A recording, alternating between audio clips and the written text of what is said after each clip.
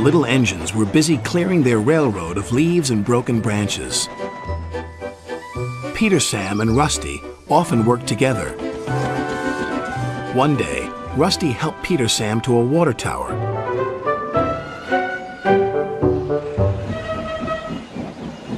Peter Sam felt much better after his long drink, but the freight cars were bored. Let's break away. Their loads were heavy and the couplings old. One snapped.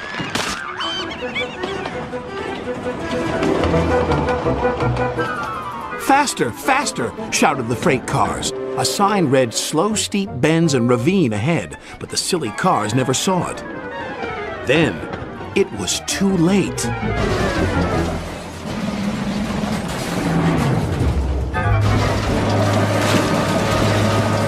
Peter Sam arrived at the scene of the disaster. His driver sighed.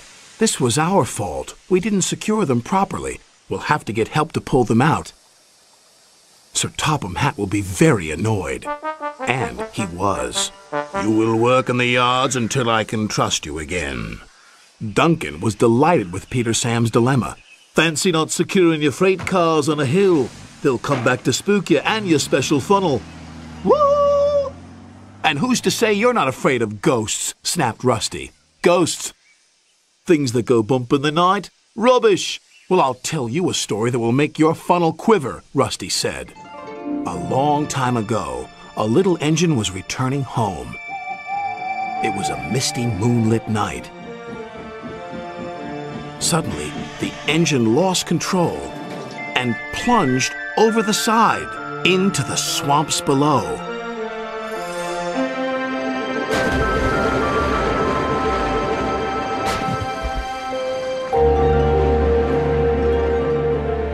He was never found again.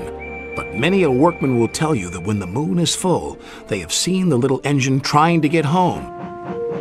But he never reaches the other side. So what do you think of that, Duncan? "Rubbish," replied Duncan. Never mind him, Peter Sam. He'd be frightened if he really saw a ghost. This gave Peter Sam's driver an idea. "Let's play a trick on Duncan."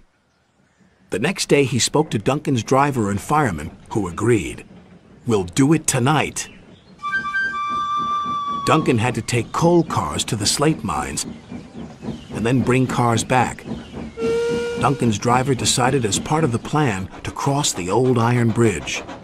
"Haunted bridge! Rubbish!" snorted Duncan. "It's as tame as a pet rabbit." But all the same, he kept thinking about Rusty's story. When dusk fell, he was keen to leave. "If we don't go now, Skarloey will take my favorite place in the sheds." "We have to collect our cars first," his driver replied. He could see their plan was working because Duncan was nervous. When night fell, they set off.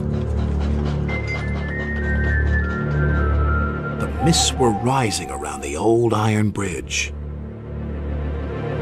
Duncan whistled, and the sound echoed everywhere.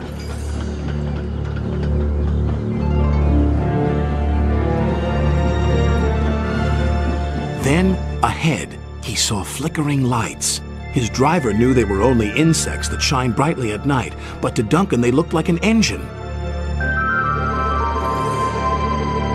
Next, his driver secretly threw a rock from the cab into the ravine below. "It's the ghost!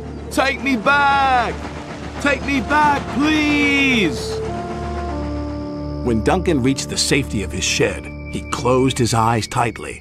"Spooked, are you, Duncan?" laughed his driver. "No, I'm asleep," and Duncan refused to open his eyes.